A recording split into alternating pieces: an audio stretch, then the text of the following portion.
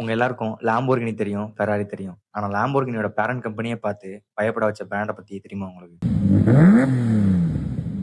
அதுவும் ஒரு சாதாரண கார் பிராண்ட் கிடையாது அவங்களோடது. 1980ஸ்லயே 390 கிலோமீட்டர்ஸ் போகக்கூடிய ஒரு கார டிசைன் பண்றாங்க.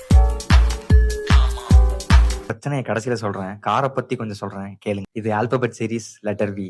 காரோட நேம கெஸ் பண்ணுங்க கமெண்ட் செக்ஷன்ல. ஒரு 6 லிட்டர் V8 இன்ஜின 1200 ஹார்ஸ் பவர் போற வரைக்கும் டிசைன் பண்றாங்க ஒரு கார. அந்த காரு யார வச்சு பில்ட் பண்றாங்க? ஏரோஸ்பேஸ் இன்ஜினியர்ஸ வச்சு. எல்லாத்தையுமே ஹேண்ட் கிராஃப்ட் பண்றாங்க. கார்பன் ஃபைபர்ல இருந்து ஏரோஸ்பேஸ் அலுமினியம் வரைக்கும். 1980ஸ்லயே ஒரு அட்வான்ஸ்டான கியர் பாக்ஸ் சிஸ்டமா இவங்க வச்சிருந்தாங்க. எந்த அளவுக்கு அட்வான்ஸ்னா லாம்போர்கினியோட இன்ஜினியர்ஸால கூட அதை ரிவர்ஸ் இன்ஜினியர் பண்ண முடியலையா.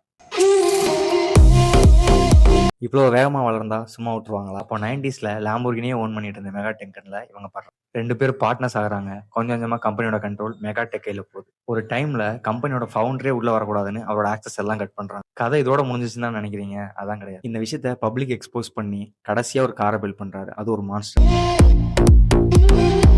கடைசியா WX8ன்னு ஒரு கார் ப்ரொடியூஸ் பண்றாங்க. அதோட டாப் ஸ்பீட் 480 கிலோமீட்டர்ஸ்னும் ஹார்ஸ் பவர் 2000 ஹார்ஸ் பவர்னும் கிளைம் பண்றாங்க.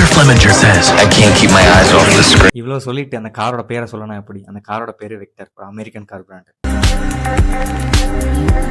வீடியோ நல்லா இருந்துச்சுல? அடுத்த லெட்டர் என்ன? Letter W. ஒரு பயங்கரமான காரோட வரேன். வழக்கம் போல லேர்ன் வித் லோக்ஸை ஃபாலோ பண்ணிட்டு வெயிட் பண்ணி பாருங்க.